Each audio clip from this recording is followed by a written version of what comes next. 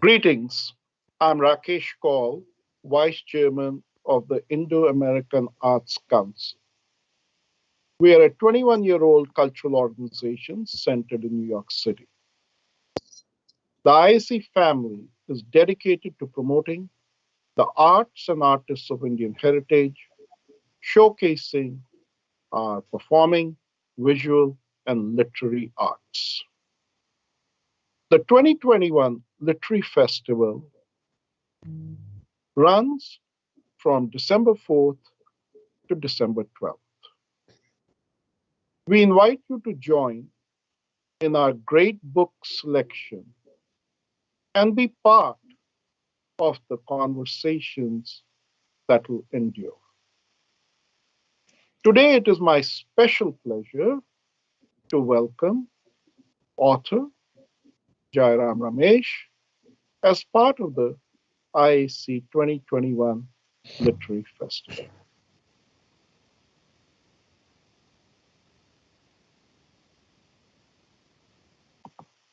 Welcome, Jairam. Hi. Jairam Ramesh is presently a Member of Parliament and Chairman of Parliament's Standing Committee on Science and Technology, Environment, Forests, and Climate Change. The last one is personally very dear to me. He has been Union Minister between 2006 and 2014 and held several key portfolios. He has played a widely acknowledged key role in global climate change negotiations. He is also happily a noted author whose works have been translated into several Indian languages. One of his books was translated into Chinese as well. His 2019 book, A Checkered Brilliance, The Many Lives of V.K. Krishna Menon, won the Kamala Devi Chattopadhyay Award for nonfiction from the New India Foundation. His biographies of Indira Gandhi and P.N. Huxer have drawn wide acclaim, but it is his most recent book that will be the subject of the conversation, The Light of Asia, the poem that defined the Buddha. It is fair to say from my perspective that if there had been no Shakespeare, there would have been no Cleopatra. If there had been no Edwin Arnold, maybe the West wouldn't have known about Buddha. So this is a seminal book, and at IAC, we were so pleased when we were made aware of it because it's a book and a story and a poem that bears reading. Thank you, Jairam, for writing this book and bringing it to the fore. Thank you. And now it's my special pleasure because it's a task that we take with great seriousness. How to find that perfect moderator that can really have a conversation with the author that is profound, that is deep, and that can help the author bring out the story that he or she wrote. And happily, in this case, it turns out that our very own board member at IAC, a dear, dear personal friend for now nearly 20 years, Dr. Vishakha Desai, will be in conversation with Ramesh Jairam on his groundbreaking book. Welcome, Vishakha. Thank you. Vishakha Desai, as many of you know, is currently serving as a senior advisor for global affairs to the president and chair of the Committee on Global Thought at Columbia University. She is a noted scholar of Asian art and frequent commentator on the intersection of arts and contemporary issues. But most notably, she has also served as the past president and CEO of the Asia Society.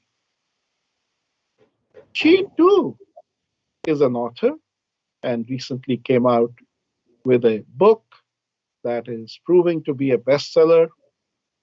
At the end of the talk, I will give a shout out to both books as to where you can buy them.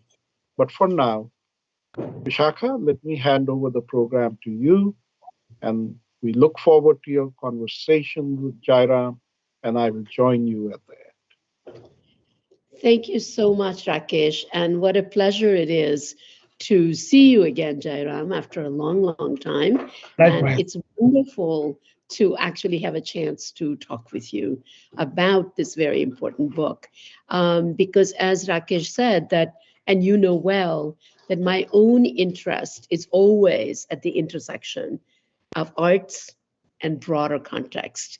And there is no book like The Light of Asia that actually was at that intersection. And the truth of the matter is that you are a man of many talents. I always think about you in terms of the environmental issues, social justice, where we are, and then you come up with this book, which is incredible, absolutely incredible. Obviously, it's a work of many, many years. It's very clear from the scholarship that you have established that the very idea of the biography of a book, a poem, that in itself is a very interesting idea. So I want to kind of really start at the very beginning. What gave you the impetus to do this book? And why now? And why now? Vishakha, I read this poem when I was 15 years old.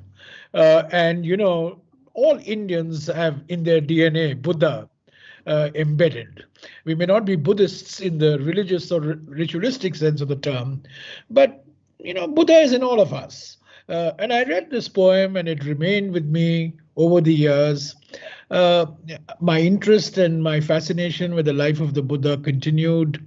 And the more I read about the Buddha, the more I read about Buddhist historiography, the more I became aware of the extraordinary influence of this epic poem of 1879 that, you know, had such a great literary and cultural impact in the West.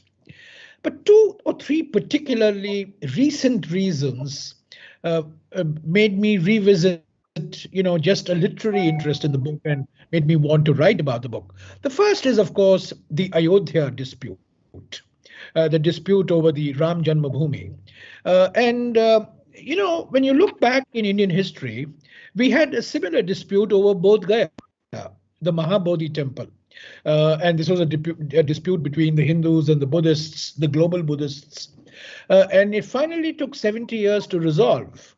And the control of the Mahabodhi temple passed from the Shaivite Mahants to a joint committee of Hindus and Buddhists.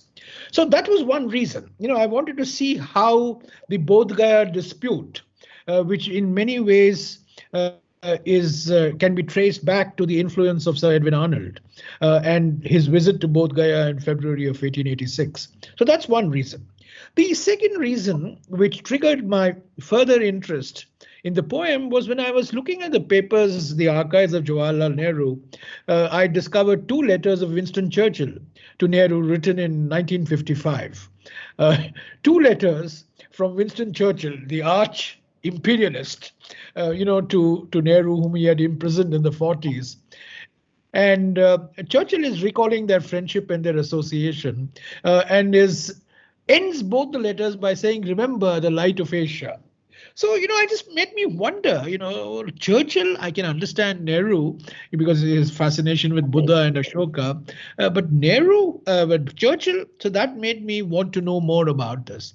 And third and most important reason, in my view, Vishakha, I wanted to understand how the Buddha, who to most people in the world stands for contemplation, meditation, calmness, compassion, how that Buddha became to a generation of Indians the symbol of social protest, the symbol of social revolution, epitomized, of course, best by the life of Dr. Ambedkar. So it is these reasons that, and of course, I had a lot of time with the COVID lockdown. So, I had a couple of months, 6, 7 months to research and to write. But it's the culmination of a whole life spent captivated and fascinated by the life of Buddha, not by Buddhism, but by the life of the Buddha. Yeah, so it's sort of the way you end the book, that it's the humanity of the Buddha, not the divinity of the Buddha that interested you in some ways. Yes, absolutely. I mean, India is a divinity surplus, humanity deficit country. And in many ways, I wanted to remind ourselves that Buddha was not a figure, who claimed divinity for himself, although he ended up being, the founder of a religion. But he was basically talking of ethics, a personal system of morality. He was, he was talking about. He didn't become a Buddha by following a Buddha. He became a Buddha by following the road of reason, experimentation, and being your own light, so to speak.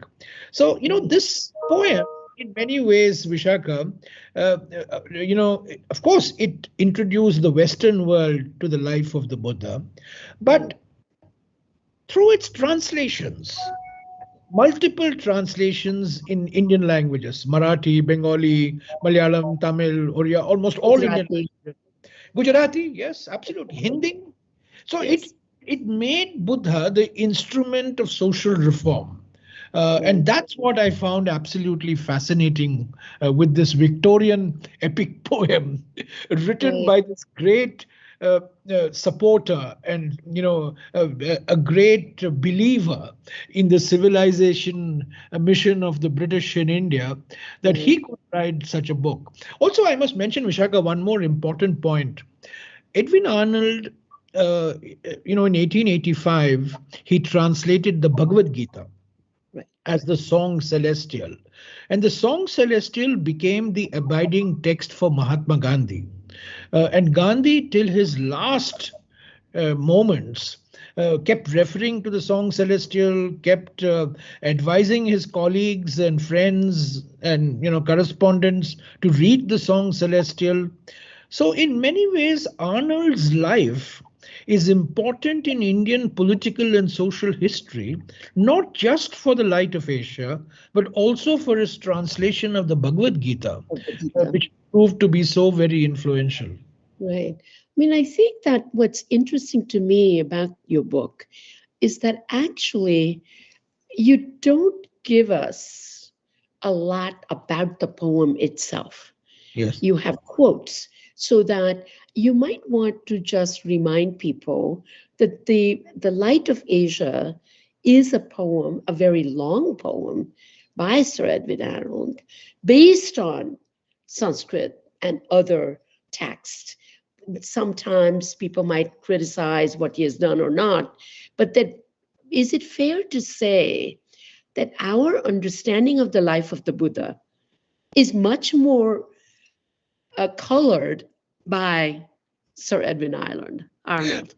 In many ways, Vishakha, you're absolutely right. It's a 50,000 line poem divided into 8 books. It's an epic poem, and is written in Victorian English, which today would say. I mean, when I talked to Richard Gombrich, the great Buddhist scholar in Oxford, he told me that, Mr. Ramesh, I read this poem 60 years ago, and I doubt whether any Buddhist scholar reads this poem anymore.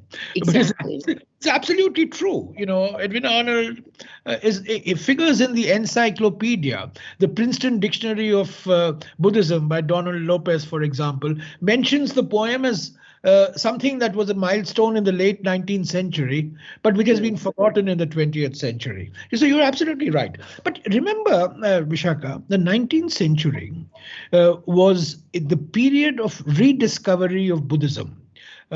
First, there was the epigraphic discovery by James Prinsep. Then there was the archaeological discovery by Alexander Cunningham. And then, of course, there was the literary discovery by people like Max Muller Rhys Davids and so on, Oldenburg. Now, what Arnold does is he packages all these things, the epigraphical, the archaeological, the literary, the textual, and he produces this poem. It's not a scholarly work. It was criticized by many scholars for being not true to the life of the Buddha. But what Arnold does is popularize the life of the Buddha. It's not a scholarly work. It's not footnoted. There are no references. But what he does at a time when Buddha is just emerging on the world scene, that he uses the Pali texts, he uses the Chinese texts in their French translations, and of course he uses one or two Sanskrit texts, the originals of which are lost, but Chinese translations were available, to weave this life of the Buddha from the Buddha's birth till his death. So the imagery that he conjures up, the language that he uses becomes very impactful. And it's interesting, Vishakha, that the first impact of this poem was felt not in England, but in America. Right. It became the favorite of the transcendental movement in Boston. So Oliver Wendell Holmes, Walt Whitman, that crowd.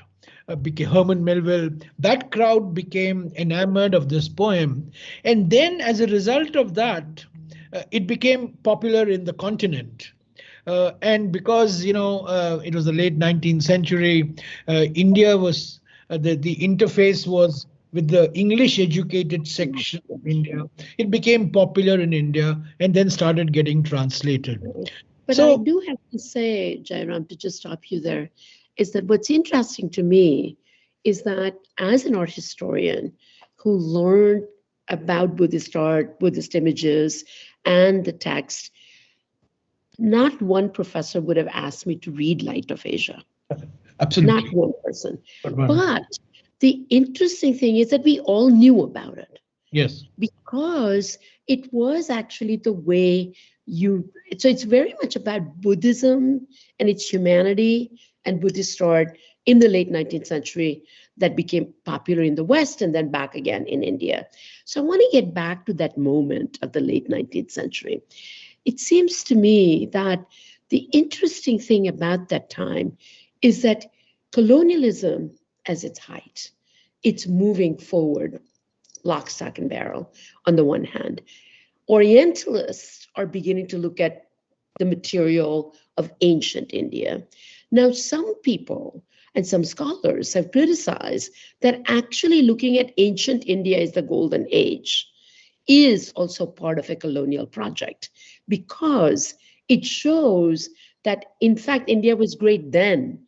It's no longer great now in the late 19th century, and it's the civilizing mission of the colonialist to actually remind Indians of the glorious past, including the Buddha.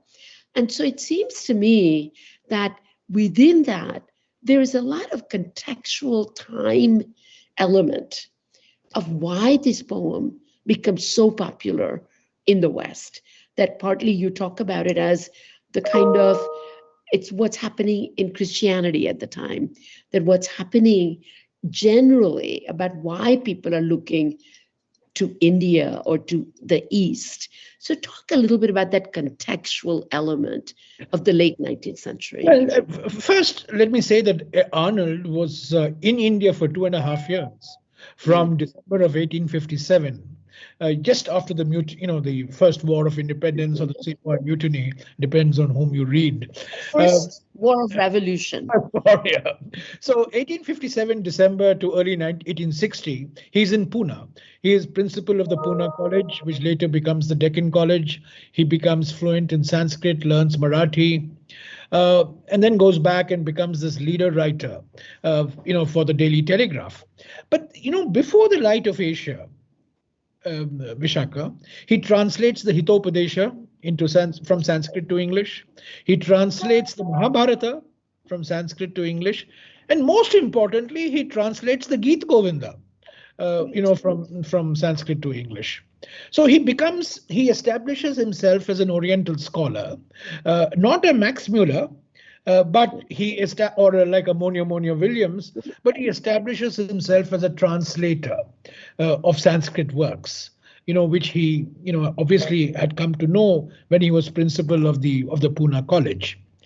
Now, whether he did this in order to justify or find a intellectual justification for continued Victorian rule in India, yes, of course, I can't rule out that possibility, but I am a little more charitable to Edwin Arnold than, say, Shashi Tharoor would be, because I do believe that there was a generation of Britishers in the late 19th century who, while being unabashed supporters and apologists for British rule in India, at the same time were, connoisseurs and great admirers of India's cultural heritage.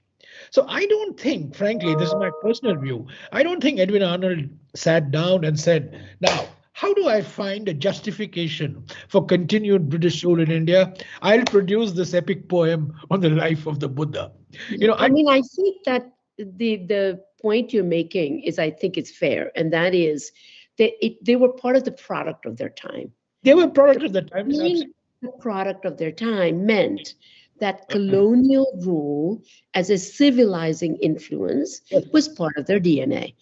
Within that, you actually do have people who are seriously committed, and I too am of the opinion, like Ferguson and others who did the archaeology work, is that one can't undermine or underplay the importance of that work, because without them, I don't know if we would have the monuments that we do have. I agree with you. So we you. have to give them some credit, but be open to also the part that it's part of the colonial project. So the question that I would ask you is that it seems to me that we have to hold both together, that they're product of their time and made some contribution. He was committed to the colonial project. Edwin Arnold had no sympathy for the Indian National Congress. Exactly. He in fact met Dadabhai Naoroji and the other founders of the Indian National Congress in December of 1885 in Bombay. He had no sympathy with them. He rarely had any contact with Dadabhai Naoroji when Naoroji lived in London. But at the same time, while he had no political sympathies for self-rule by Indians, he wrote extensively on the inevitability of the British leaving India. But at the same time, as I said, through his multiple translations, brought into public domain, not into the scholarly domain, but brought into the public domain, the larger public discourse, books like the Mahabharata, the Hitopadesha, Gita Govinda, and Bhagavad Gita, and of course the Light of Asia. Now, you asked me about the late 19th century. I think this is a very important transition period, Vishakha. This is a period of growing religious doubt, religious skepticism, growing disenchantment with the organized church. What has been described by the noted author, A.N. Wilson, who wrote a book called God's Funeral. This was the prolonged funeral of God in Western culture. And this was also a period of rapid economic advance. And I won't underplay the economic argument. This was a period of rapid economic advance. This was a period of profound scientific understanding. Modernization, right. Therefore, the cumulative consequence of this was people were looking for some source of spiritual anchor, some source that they could hold on to as a system of morality, a system of ethics, without necessarily being prisoners of dogma, which was the consequence of believing in the Pope and the church and so on.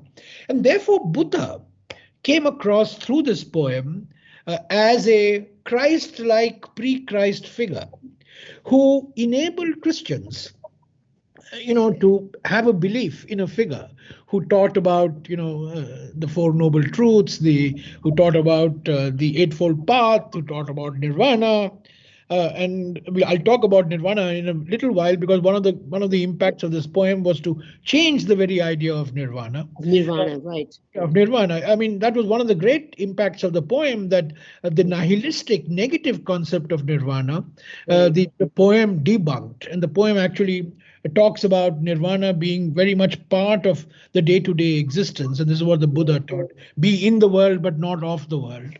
It's So the liberation from every day, but not yeah, so nirvana, the this negativity. period we are talking about, Vishakha, the late 19th century, is a period when uh, economic advance, scientific advance, religious doubt, all sort of built up together, and creating an appetite for a figure like Buddha, to provide some sort of emotional, spiritual. I won't say emotional, some sort of a spiritual.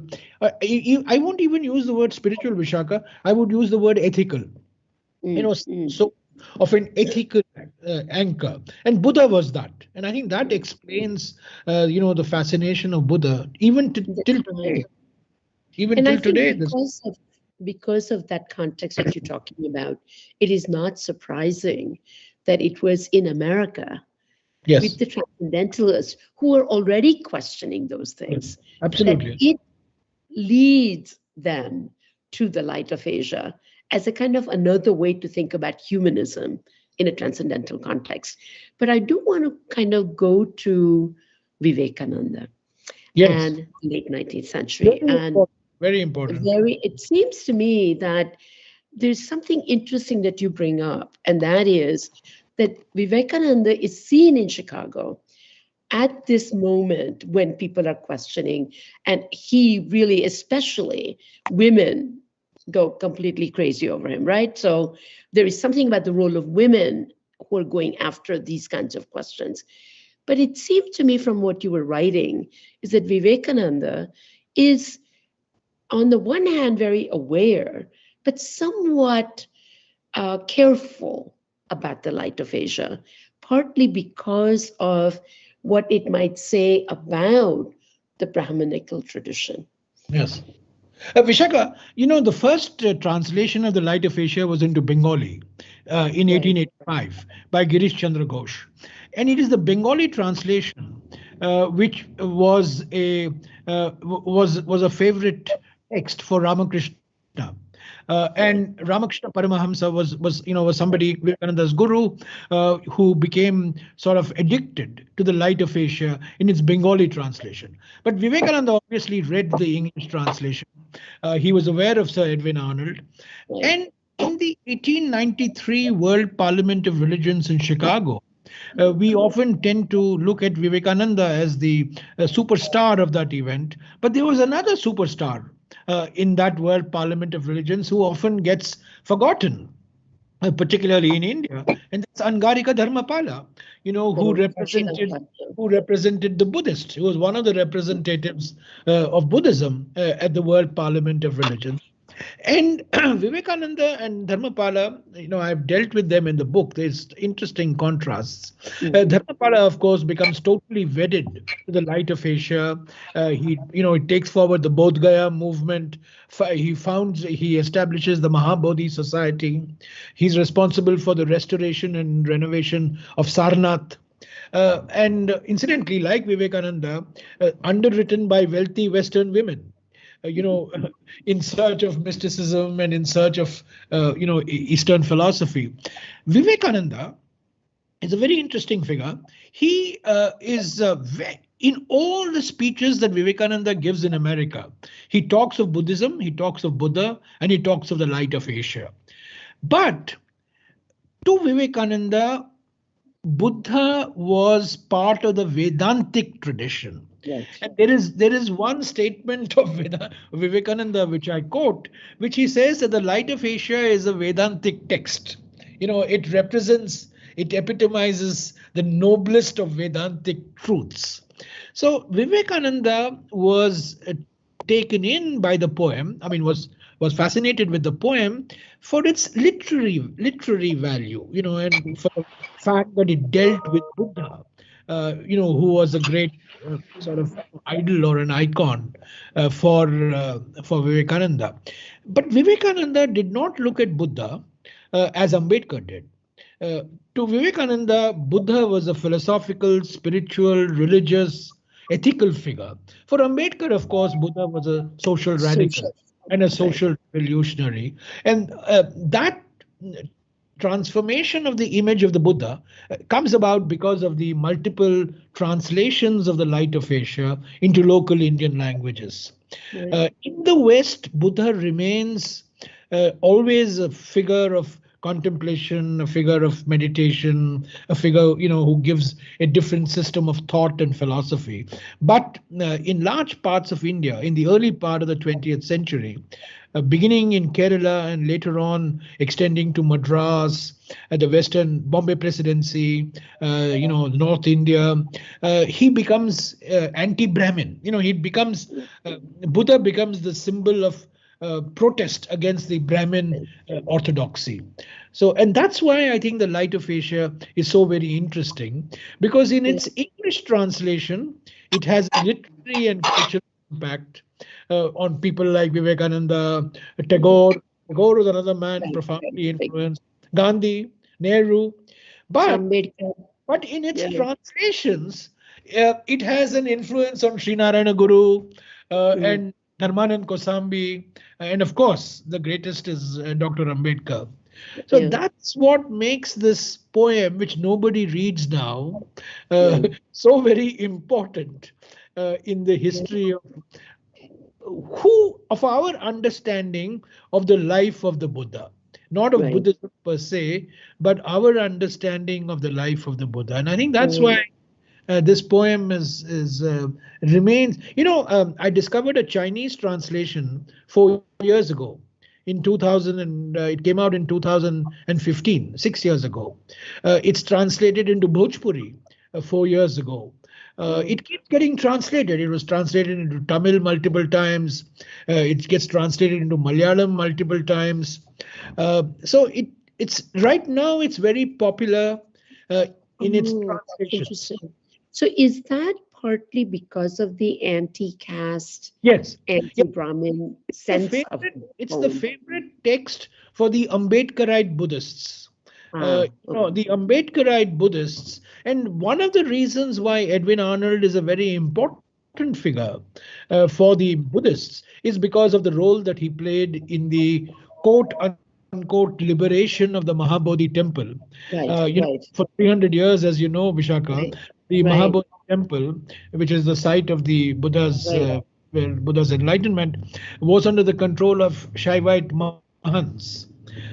And after Arnold's visit to Bodh Gaya, and after the campaign that he launches, taken forward by Angariga Dharmapala, finally in May 1953, the control of the Mahabodhi temple goes from the Shaivite Mahants to a management committee, 50% of whom are Hindus, 50% are Buddhists. But even today, you will find many militant organizations arguing that if the Hindus can have 100% control over Ram Janmabhoomi in Ayodhya, why can't the Buddhists have 100% control over the Buddha's Karma Bhumi in Bodh Gaya?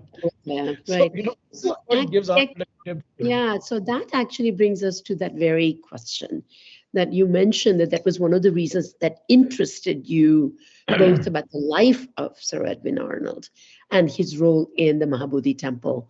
And so, considering your political affiliations, one of the things that would be very interesting is that what is the lesson that you think you derive from the settlement of the Mahabodhi temple?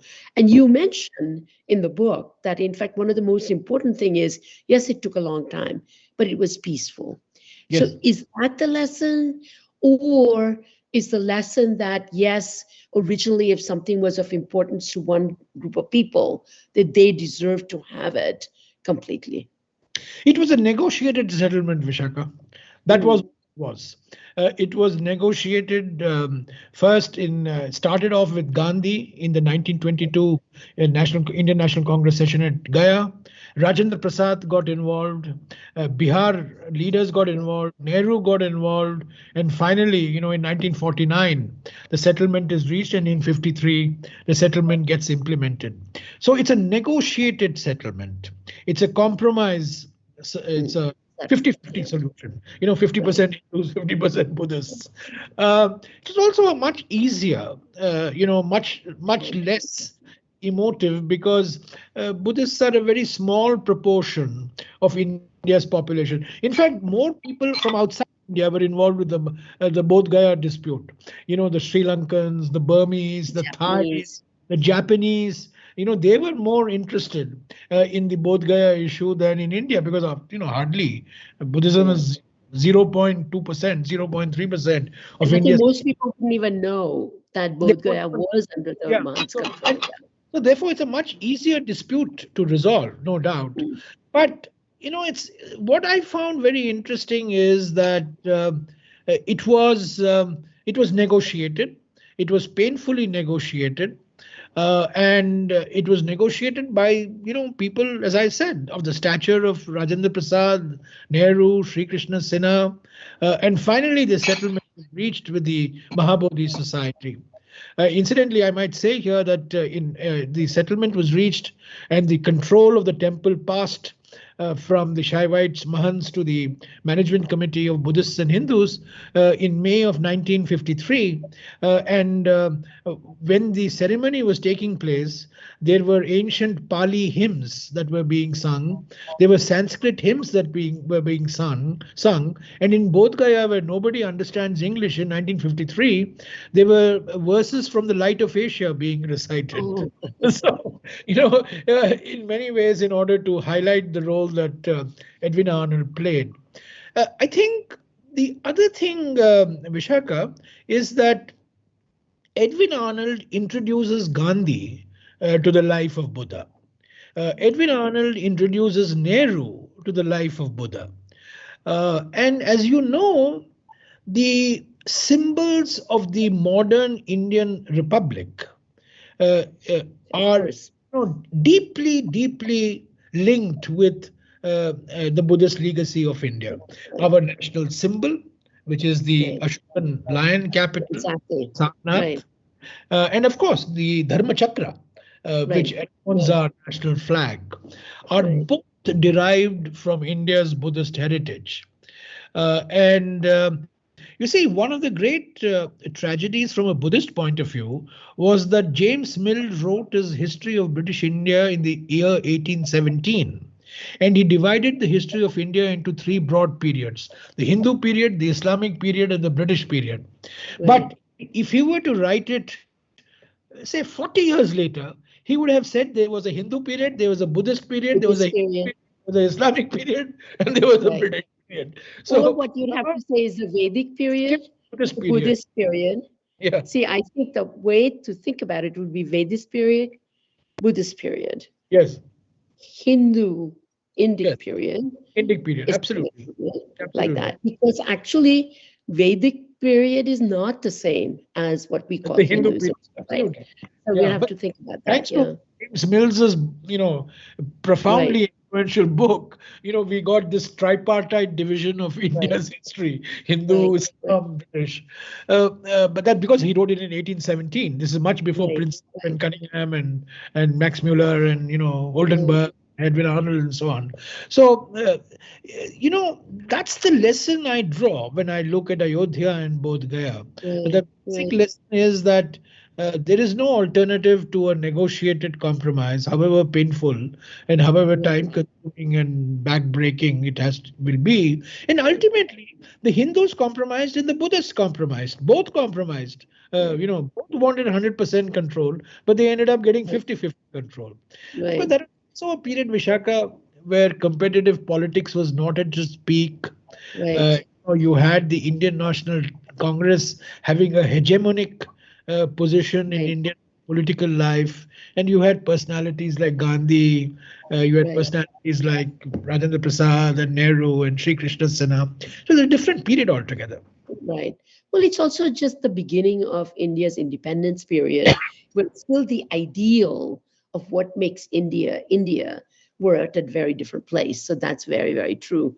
I think that the last question that I would want to ask, and there's a lot more to discuss this, is that first of all, I think what's so important about your book is that here is a work of art, a poem that has actually been so consequential for our understanding of the humanity of the Buddha, the life of the Buddha.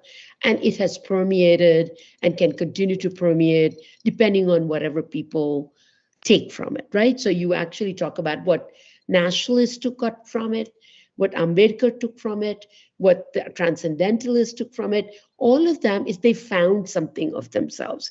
So it's like whether it's of a literary consequence, some people would say it's not a great literary piece, right? But it had huge social consequence Yes. and even political consequence, which is the reason for your book. So if there was one thing that surprised you in this research that you actually thought, wow, I just can't believe that happened, what would that be? It was the translations. I was Mhm. absolutely, I was taken aback that the translation started as early as 1885, as I mentioned to Oh, you. And it was Bengali, then very soon Marathi. And it was the translation into Marathi that influenced Dharmanand Kosambi to take up Buddhism, and become the greatest Pali scholar of the 20th century. Then Telugu, then Tamil, then Malayalam, then Hindi, then Gujarati, Punjabi. I was absolutely, including Sindhi. I mean, I was mm, absolutely taken aback by the extent of translations that took place. See, I was not surprised that it got translated into 15 European languages. right. That was Because of the the period, whole yeah, that was Euro-American the period thing, of yeah. the European discovery, of Buddha and Eastern philosophy, and the Germans were very much, in the forefront. The Russians were also in. We don't give enough credit to Russian Orientalism because it's not in the English language, but the Russians themselves, were very taken up with the Buddha Mm. and the light of Asia. So I was not surprised by its translations into European languages. I was also not surprised by its translations into, say, Japanese or Thai or Right, of course. Khmer, or I was not surprised because this is the land of Buddhism.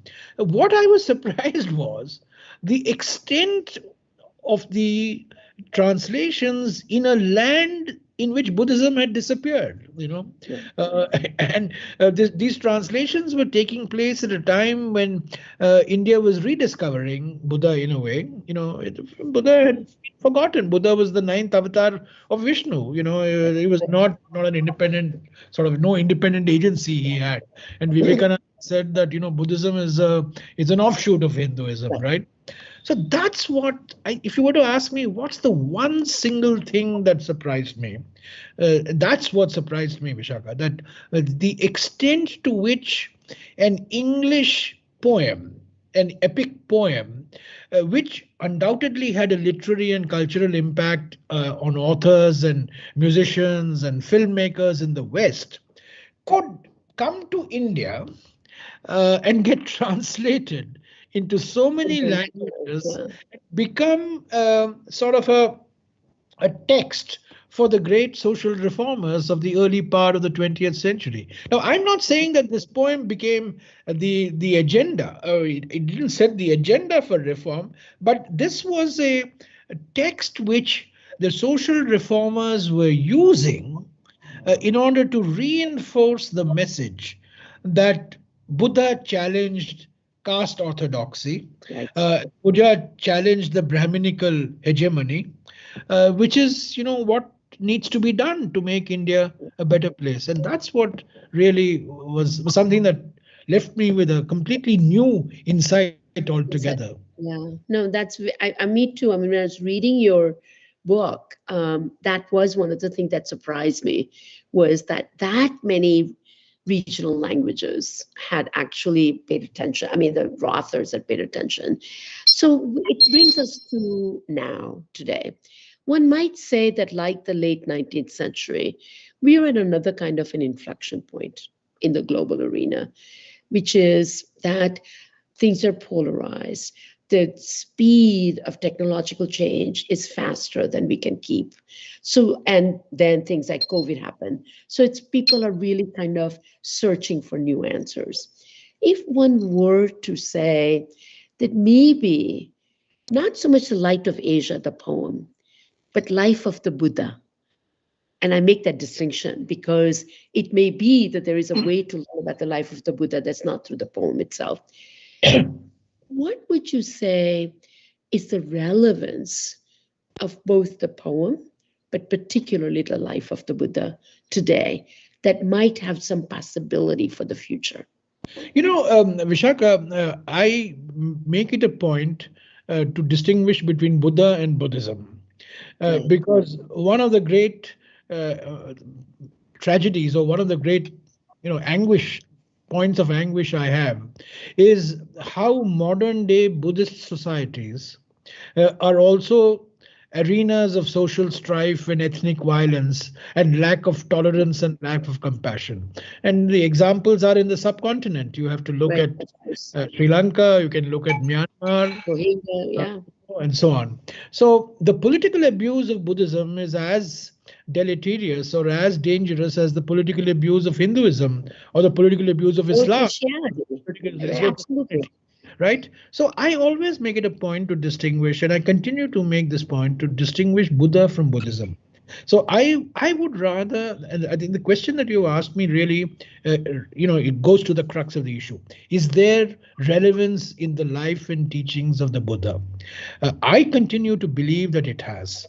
While I am deeply, deeply bothered about the Buddhist organized Buddhism as much as I'm bothered about organized Hinduism, organized Islam, organized Christianity, I think the relevance in today's world of what the Buddha taught. I mean, what did he teach? He said basically you got to have a system of not situational ethics, but there is a thing called absolute ethics. There is a thing called personal morality, which is the Eightfold Path. And he also said that, the nirvana concept is not based on withdrawal from the world. It's based on active experimentation, is based on active engagement. So to me, those are very relevant issues. Of course, we tend to look upon Buddha as the figure of compassion, and I think the Dalai Lama has much to do with this, because he seemed to be the symbol of Buddhism. So compassion is associated with Buddha, but there is more to Buddha than mere compassion. There is reason with Buddha. That's the thing. To me, the word that's useful is the mindfulness. Yes. To be completely aware of your action, and you can only do that if you separate yourself from the action. Yes, from the action. Reflect on that, and that to some extent is the humanity of the Buddha, right? That, absolutely. And it's as I read this article, and I've quoted this article, the New Yorker piece by, I think it was Adam Schatz who wrote it, and a very nice line which I used, that the Buddha didn't become the Buddha by following a Buddha. You search, you're doing experiments, you're doing experiments with yourself, with your relationship with the external world, and as the Buddha told Ananda, be your own light, Ananda. So in a way, Ambedkar has a beautiful line. One of Ambedkar's posthumous works is called The Buddha and His Dhamma, which was published a few months after he died, after he embraced Buddhism in October of 1956. And Ambedkar has a beautiful line, and it goes like this. He said, Gautama was not a moksha data, he was a marga data. I thought that was a wonderful, succinct encapsulation of what the Buddha stood for. He didn't claim to be a moksha data. He was not giving you moksha. He was not giving you the keys to the moksha. He was giving you the marga. He was telling you which marga.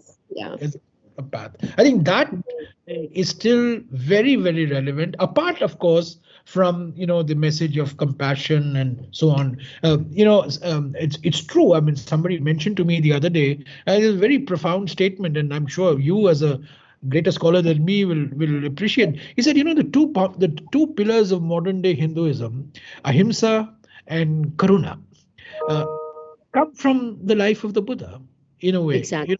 Exactly. Ahimsa and karuna. Right. And one of the reasons why Buddhism sort of, got obliterated from India was because Hinduism, modern day Hinduism, absorbed the tenets, of what the Buddha preached. So he remains relevant. I think the teachings remain relevant, not in the organized Sangha sense of the term. Right. Right. I Buddham Sharanam Gacchami, Dhammam Sharanam Gacchami, Sangham Sharanam Gacchami. I am okay with Buddham Sharanam Gacchami. Right. I am Right. okay. Right. I am comfortable. Right. I think Dhammam Sharanam Gacchami also has a relevance. But Sangham Sharanam Gacchami, when I look at Sri Lanka, when I look at Myanmar, when I look at Cambodia, when I look at countries, I would be very, very deeply worried, and I would be worried about the Hindu or the Islam or the Christian equivalents of the Sangha too. Right. Right. No, I think that actually in the book you also quote C.V. Raman, which actually stood out to me, that he too talks about that as a part of an Indian contribution. Can you imagine, humanity? You asked me, there were many surprises when reading this book, while writing this book. And one of the other surprises to me was C.V. Raman's speech in Stockholm when he accepted the Nobel Prize in Physics. I mean, it's just mind blowing that he says that he's been influenced in his life by 3 books. The first book was by Helmholtz, which is a book on physics, had to be. Second was Euclid's Geometry. Again, something foundational for scientists. And the third was the Light of Asia, because through the Light of Asia that he became aware of the values associated with the Buddha: renunciation, sacrifice, compassion, so on and so forth. So if a scientist like C.V. Raman, which brings me to the point, Vishakha, the reason why the poem became what we call viral today, the poem was viral almost instantaneously after it was published in July 1879. I think the reason why it went viral was because of the subject. Of course, the poem, it was the age of poetry, the age of, poets. But I think the subject was what made the poem such a sensation, because there was a hunger and there was an appetite for a Buddha-like figure. And I think Edwin Arnold fulfilled that appetite in many respects. No, so it's a perfect way to end this very wonderful conversation. And that is the humanity in the life of the Buddha that actually people were hungry for. And people are hungry for that idea. Again, how to reach to the better angels of our nature, which is to go beyond the strife, the polarization, to get to the humanity of who we are.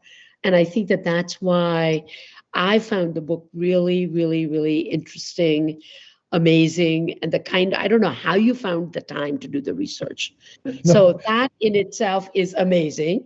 And I think that the goal of this conversation is that whether people read Sir Edwin Arnold or not, they should read Jairam Ramesh about Sir Edwin Arnold. Vishakha, thank you. Delightful seeing you again after a long period. Great to see you. You're looking fine, fit. Wish you all the very best. And I want to end by saying, like every Indian, you asked me why I wrote this book. Here is something. Every Indian home will have this, Vishakha. Whether it's whether you're a Buddhist or not, there'll be some. I'm sure in your place also you'll have. We do. I do have one in the apartment. Yeah, absolutely. I'm sure Rakesh has it too. So Rakesh, take it away. Thank you, Rakesh. To close it out, we will call you out. Thank you. Wow, what a scintillating conversation it was. And our curators thought that this was Great book, perhaps even more deserving than Siddhartha by Hess. I hope that it gets considered for a Nobel Prize and captures the imagination of the world. Uh, I do have one or two small questions that will hopefully bring this to relevance to modern times. And my first question would be, uh, Jairam, who who are Muhammad Michael Arnold, Feroz Arnold, Nahid Arnold Ali, Farzana Arnold Siddiqui, Fauzia Arnold Raza? Rakesh, I'm so glad you asked this question because in the course of doing my research, archival research, I discovered the great grandchildren of Edwin Arnold in Bhopal. Edwin Arnold's son, Channing Arnold, came to India in the 1920s as a tutor to the royal family of Bhopal. He married a Muslim lady. He was murdered over a property dispute in Uttar Pradesh in 1937. His daughter was brought up as a Christian, went back to England. His son was brought up as a Muslim in Bhopal. And the son's grandchildren, Mohammed Michael Arnold, Fauzia Arnold Siddiqui, Nahid Arnold. I mean, beautiful names, isn't it? Syncretic names, Hindu names, Christian names, the Muslim names.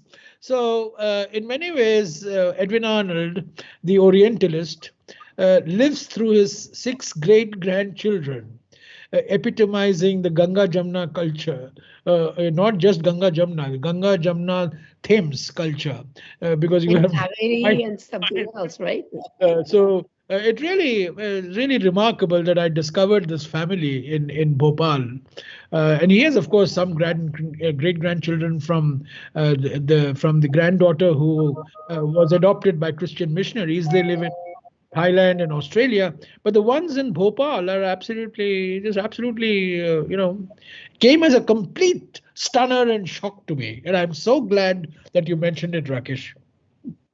Exactly. That I think your book is a book full of astonishing surprises. That it's wondrous. And Edwin Arnold may have been born in England, but he certainly belongs to India.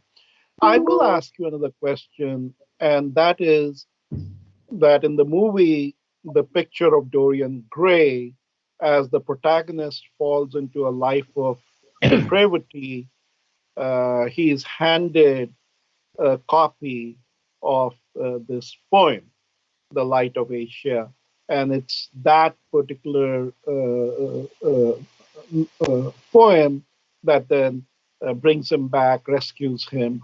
Do you believe that your book will create a similar kind of stirring, that in the sense, since Buddha was about really a margi and a person who helped you discover the full potential of your life, do you think your story will impact people and help them by learning about the life of Buddha discover a better life for themselves? Well, Rakesh, it was not just the picture of Dorian Gray in 1945 in which the Light of Asia figured.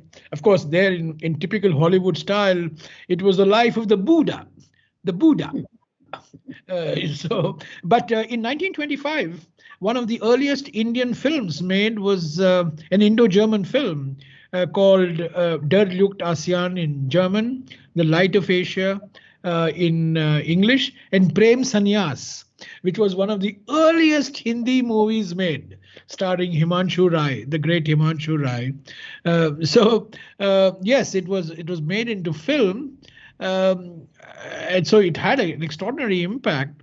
Now, I don't know, there's been a lot of interest, about in my book. And interestingly, a lot of people who have written to me about the book are the Ambedkar Buddhists, because they are very happy that this whole Bodh Gaya issue, to which I devote a very substantial part of my book.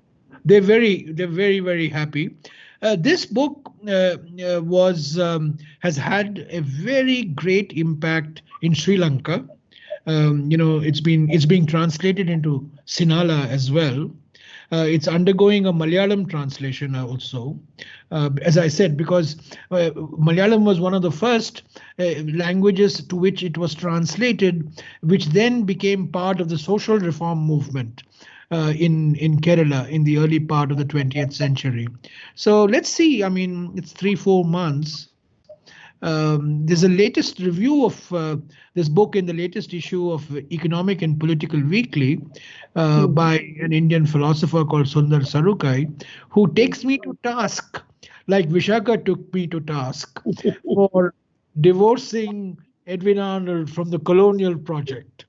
He says it's a great book, but I don't pay greater attention to the colonial project, to which Arnold subscribed, and I have to plead mea culpa for that. And I didn't read the review, and I was just simply trying to make sure that into the conversation, right?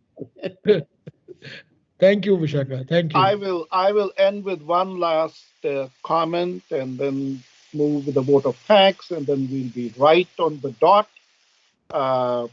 You do refer, Jairam, to the mysterious connection between Edwin Arnold and the possible translation of the Lalwaks of Kashmir, Lalla being the greatest female mystic of Kashmir. I'm from Kashmir. Vishakha Desai, God bless you, sponsored at Asia Society the first Arts of Kashmir exhibition in America. And I would humbly submit this, that